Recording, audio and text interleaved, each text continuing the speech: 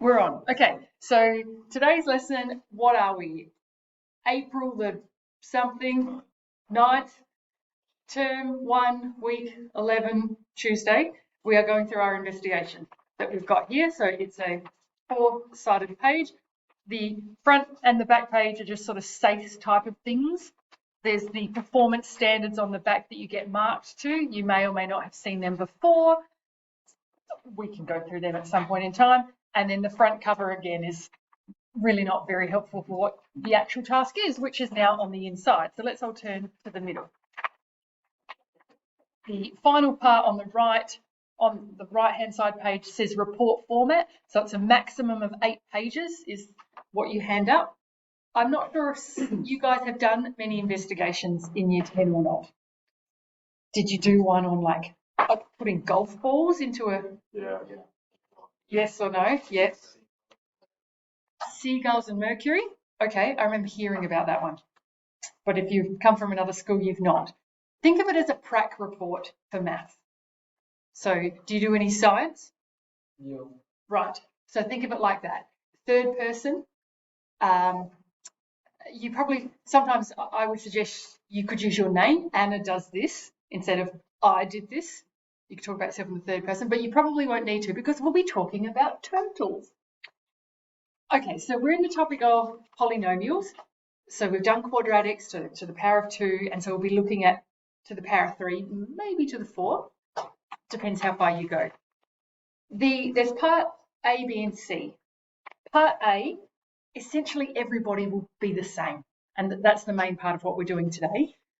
And then B and C, you'll be similar to each other, but you'll all choose different functions because you have to come up with them. So let's work through what we've got here. So I'm sort of reading through it here, and I've got them written on the board as well. What's the better side for me to stand on? There. All right, so we have 3 turtles, Dodgy, Smarty, and Spaced, and they're running a 12-metre race. And they run according to these rules. When I say run, it's a turtle, so it's walking. I think it's probably useful to graph them in your graphics calculator. So could you be typing them in now, please? And thinking about our view window. Usually we've got X and Y. This time we've got T and D. So T is like X. T is time. So what values of time do we not need? What values of time do we not need? Negative. So you can start to visualize your axes. D is distance. Distance from the starting line. So in theory, what do you think we wouldn't need? Negative again, but something happens. So I will show you that. So your view window, basically like this. You might have 1 or 2 to the left when you're putting in your view window here. We've got D for distance here and T for time. I guess you don't necessarily know how long it's going to take them. I can just roughly tell you because we're all going to get the same answers. I think it takes minutes. Okay, let's take the time out to say 12. So your view window for your X, you might go -2 to 12. And then for your view window for your Y, well, the distance from the starting line, how far are they going? 12, so we need to go at least to 12. I would go to say 14, so that you've kind of got it on your screen. Oh, a nice thing to actually do is you might put in for Y4 is equal to 12. And then you'll get a horizontal line going across your graph at where the finish line is at 12.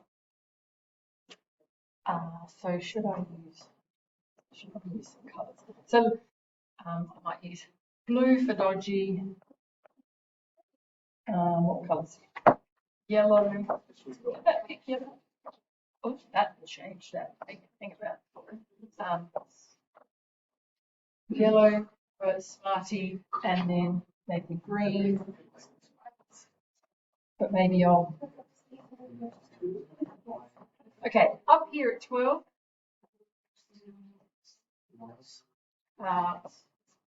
Do you think 12 metres? Notice anything interesting about the turtles that you've graphed on here? So why do you think Dodgy's called Dodgy? He dodges a line. It might not be obvious to start with. Why Dodgy's called Dodgy. He starts in the further up. He starts when the time is 0. Dodgy's here, isn't he? Yes, very dodgy. So Dodgy is here at 1. And it's a straight line for Dodgy, isn't it? Can you calculate when Dodgy gets to the finish line? Do you know how to use your graphics calculator for that? Yeah. So we're doing G-solve for when line 1 meets line 4. I think it was at line 9.1666. Yes. But was the question there, how do you do that? Select, you arrow down. Do you know how to do G-solve? So you're going, on your graph, you're going Shift G-solve, and then you've got to select 2 lines. So you need to select line 1, enter, arrow down until it's flashing over line 4 or graph 4. So let's call that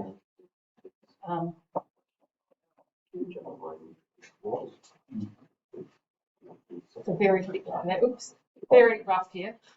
What's it? 9 points. I've got it there. 6 recurrent.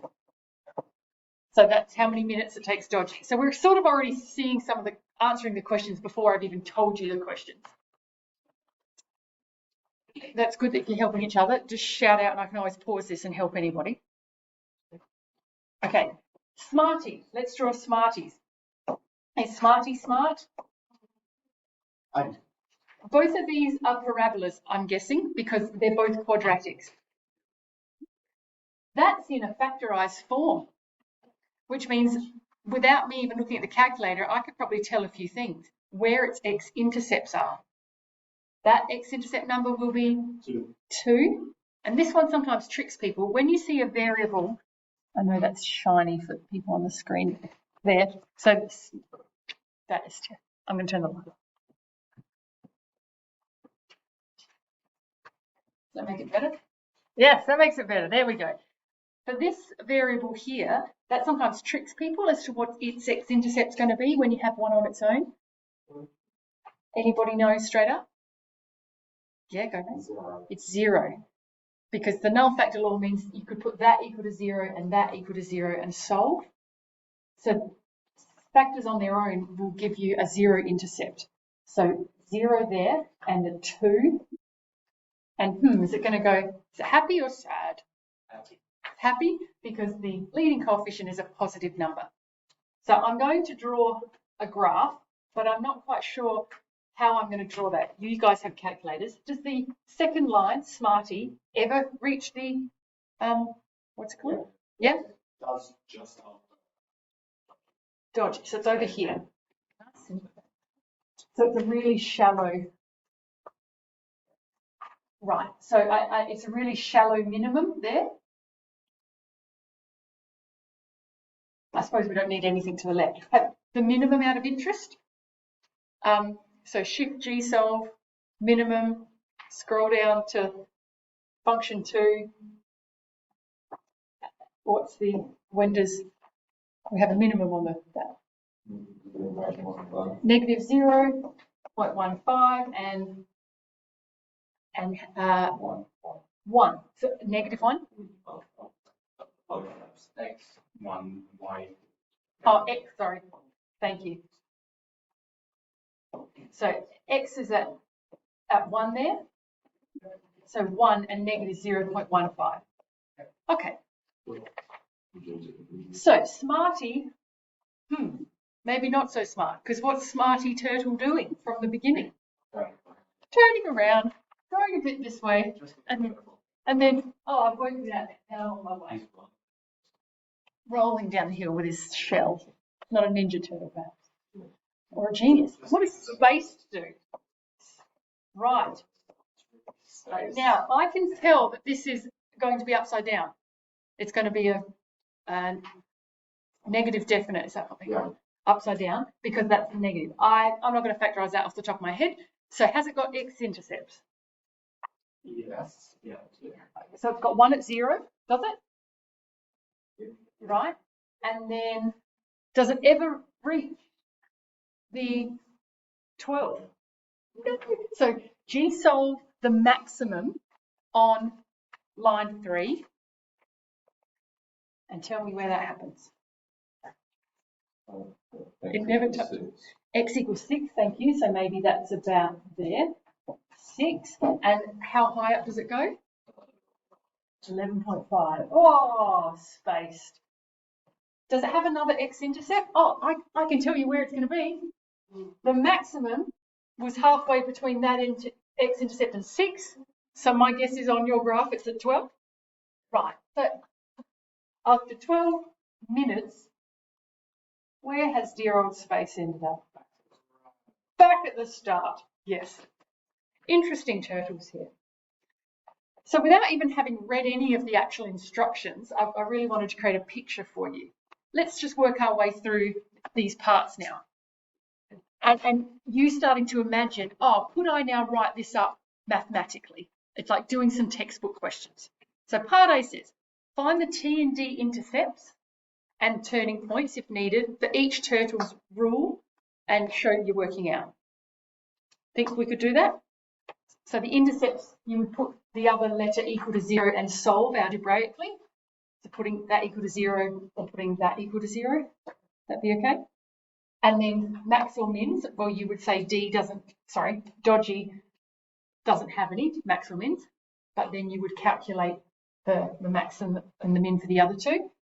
And do you remember some techniques just to work out the max and the min? I guess one of them for the green is halfway between the two x-intercepts. You could write that. Do you remember a format that you could do? Hang on. When you have a quadratic like that, there's a particular type of factorising you could do. Do you know what I said there, Cooper? Oh no, you're just having a scratch. I know you know. I know you know. And I'm sure the people on this video, I haven't even said their names, and I'm sure you know exactly who I'm talking about, right? Yes. Completing the square. Yes, you probably heard it whispered. That's fine. Or you just knew it. Well, so mathematically, that's the vertex, the turning point form, because then you can see the x and the y value. So that's the math that you'd be doing for this part. Part B, using an appropriate graphing package, graph each of the turtles' races separately, showing any significant features. So have you done graphs before on a computer, and what structure did you use? Which program? Desmos, yes. Do you know of another one?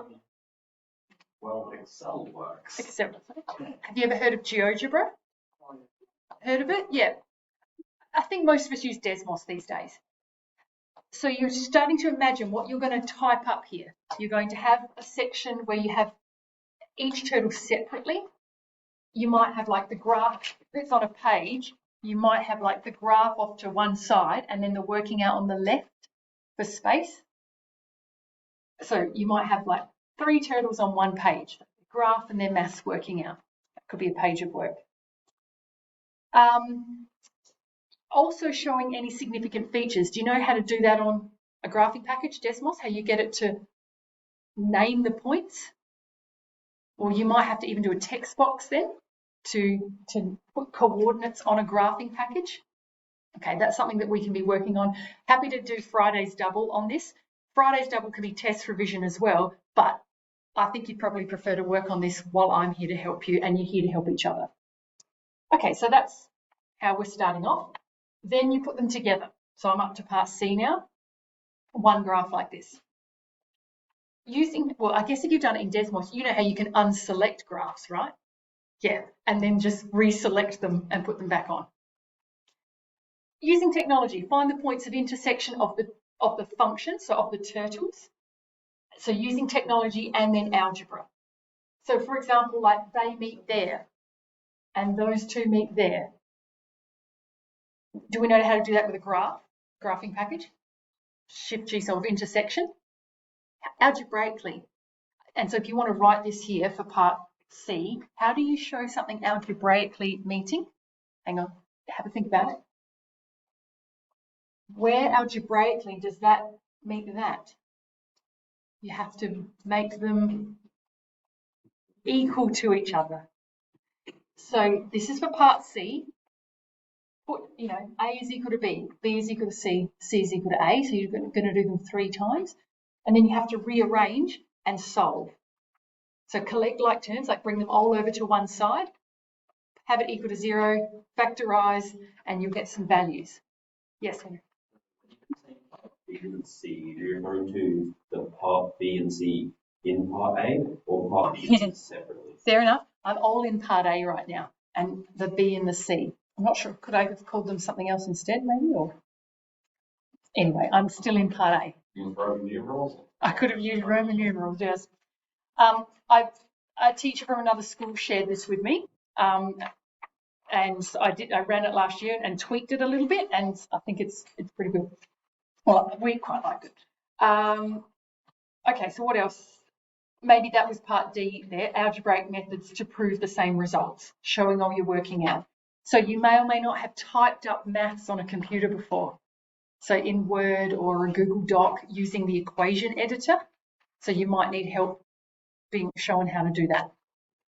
Moving on, interpret these intersection points in terms of time and the positions of turtles, because you'll get X and Y values, but it's saying, after, or like, has anybody done it, for example? I guess you would say something like, after, I don't know, 8.3 minutes, if I'm just going to make, oh no, somebody tell me, somebody G-solve, please. Any of the combos. Do 1 and 3, please. So this point here, what value is it? 7.8 and 10.3. So anybody in words, what is happening there? Hang on, I'll go Michael this time. Space. Meet. Put the 2 numbers in the sentence. The 7 spacing needed 10.3 meters after 7.8 minutes. Perfect. You hear that? That's the meters and that's the minutes. So we need the numbers and the units with that too. So it's getting you to interpret your maths and put them into sentences. Okay? Part F, calculate the time taken for each turtle to finish the race. Algebraically, how do you find when one of the turtles finished the race? I want to hear from someone else this time. Maddie, any thoughts? Correct. You put each of these to 12, and then you have to rearrange. So bring the 12 over, make one side equal to 0, and then solve. So you've been doing all of that algebra practice in the last few weeks. Okay, which turtle wins? So you obviously then have to decide, it's pretty obvious.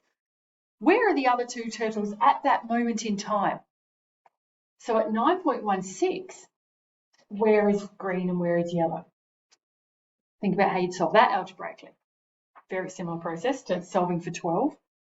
Which is the final finishing order of the turtles? All right, and now this part I quite like. Produce a race commentary that informs listeners what is happening throughout the race. Have you ever heard race commentary for a horse race? Or imagine you're a football announcer and you are giving commentary. What did you say? The orange. For the orange team. So they often talk quite fast. So some people quite enjoy writing this part, and they're off. Oh, it's the beginning of the race and it's a fine sunny day. You can put that sort of stuff in if you like, or the conditions and oh goodness, look what's happened at the beginning. What is this one? Smarty has turned around and gone back the other way. Oh, and what's Dodgy doing? But, true by name, true by nature, he started a meter ahead of everybody else. And then, what happens? And then, oh my goodness, what does Space do? After 6 minutes, Space, what are you doing?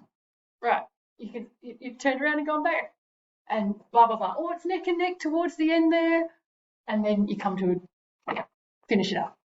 So that's hopefully a slightly enjoyable part. Any questions so far? Yes. Dodgy still winning. Great question. There is no right or wrong answer for that.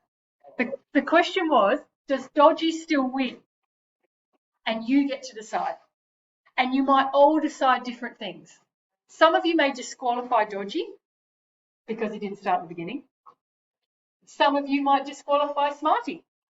Is it wrong to go backwards? Like if you're in an Olympics and you went backwards, like are you actually going to get disqualified or are you going to just disadvantage yourself? Don't know. And then spaced. Well, I guess space never wins. Yeah. I don't know how possible, but I was to start like I feel like. But don't they all runners start next to each other in a line? Like parallel, like cars. They're not all Sure, but you have 8 runners in a race. They're all just next to each other, not on top of each other. That's explained here. It's not explained. Well, then perhaps you have to put that in your write-up. But that person's a metre ahead. Not a metre on, not higher. Anyway, there's other ways I've seen people address dodgy mathematically and do something to dodgy and recalculate something. Have a think about that. Can you what? That's it. Could you subtract 1? What if you took dodgy's race down? Or what if dodgy then had to pass the finish line at 13? Then who would win? Would it be dodgy or would it be smarty? So there's no right or wrong for this part. I'm really curious as to see what you all do. Okay. So I guess if you're doing some homework, I finished textbook stuff first, but you might start on part A over the next little while. Part B, let's briefly work through that. A 4th turtle comes in, and in part C, a 5th turtle comes in. But there's conditions. You might name your turtle. It says she, you can do she or he or whatever, or it. So the rules are, it must start at the starting line. Phew, good, that helps. Changes direction at least once. Okay, so you're starting to think about what shapes it might be. So that changes direction once, that changes direction once, that changes twice, that changes twice. Okay, thinking about this is degree 2, this is degree 3, what you might do, because you have to come up with the equation. Is it the halfway mark halfway through the race? So what numbers are they? The halfway mark is how many meters? 6. And halfway in time? Depends how long the race was. Let's assume the race was, if dodgy wins, then 9.16 is the end, so halfway of that. So depending on who you decided wins, you halve yours. So what's that? So 4.5-ish. So that means you have to have your graph pass through a point so now that's about 4.5 there, and that is, no, hang on, I've done it the wrong way around. About 4.5 there and 6 here. You have to have your graph pass through a particular point. You might not have done that before. And has to tie with the winner. So now you know a second point that it has to pass through. Up here. That's just reminded me of, there's perhaps an activity that we could do in Friday's lesson of some practice at that sort of stuff on a different type of question. So please remind me to do that on Friday. So you might be starting to visualize a particular picture that might go through some of those points. But it's about refining it. So A-level students, and this is in the SACE performance standards here, when you're up at A-level, it talks about testing and refining your conjectures. So it's not actually about just doing one. It's about doing one and go, oh, that didn't work. but writing about it. So show the equation that you used, show the picture. Oh, and now do another one, show how you change. A bit like I'm sure as you do a science experiment, if you have to try and get things to work, you change one thing at a time and refine it. So we're doing it like a testing here. And in the real world, if you go on and do science or engineering and things at university, that's a similar type of process you'll do. Okay, and quickly now, part C, a fifth turtle is introduced. So on the next page here, reading what their conditions. Oh, I apologise. Back at part B, it actually told us what type of function to use. It says cubic, yes. So actually, my first one of a quadratic is wrong. There is one other picture a cubic could take. Yeah, the classic x cubed is that. So that's x cubed. But since we don't need this area, I'm sure you can agree that therefore that part of the graph is really not going to be of any use to you. So you're going to need a cubic like this. You've probably already started learning some things about, like if you have an x-intercept, an x-axis, what those numbers are. That might be the way you play around with it, or it might be an expanded form. You might wait till Friday, next lesson, for us to work on this one. Then part C, a fifth turtle, any polynomial. So you can have any degree, 3, 4, 5, 6, 7, right? But what rules this time? Race only the first 3 turtles. So that means it's not racing this new turtle in part B. Again, it might be easier to give your turtle a name, so then you've got something to write about. Starts at the origin, handy. Change direction at least once. Okay, so it's got to have a max or a min.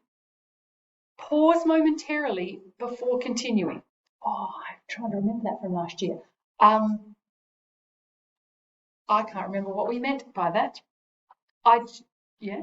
Would the x squared cubic, like the cubic With a flattening out section. Yeah. It's increasing in time, but not in distance. So the discussion was, should it have that? Is that a pause before continuing? Okay, that bit I'm going to be a bit flexible and I'm not going to enforce that because some could just go, well, is that not a pause before continuing? You see what I'm saying? They're called stationary points, which when you do some pre-calculus next semester, you'll realise that that's a moment in time pause. So either is fine for that. Finish second, right? So whoever you've decided came first, they have to finish after them, but they do finish. So your final graph has to come up there. And overtake dodgy sometime in the first 4 minutes. Let's have a think about that. Dodgy is blue. And so the first 4 minutes are sort of here. Where will their graph be in relation to blue somewhere in there? Well, they have to not only intersect, they've got to be further along the distance. So my guess it will probably have a turn or something. It may have another turn somewhere else as well. So it doesn't mean the way that's worded doesn't mean they only have to overtake dodgy once. They might overtake dodgy multiple times. They might like sort of zigzag up through the race here. Okay. And so you'll need to work on, creating that through testing. So it's actually not about getting the final answer. Like, oh, here's a perfect one. I'm actually more interested in how you test it and show me all your things that don't work. That's of more interest to us. So do not just put one on the page for part B and part C. Show me lots. Okay. Until you've done a bit more, part B and part C is probably a bit like, oh, that's a bit far down the track for now. Any questions that spring to mind? Okay. And then eventually, once we've done some drafting, well, you've done a draft, hopefully by the end of the holidays or by the end of week 1, we're going to come in and check each other's. So I've got this peer review document that I've created, but I'll teach you how to do that.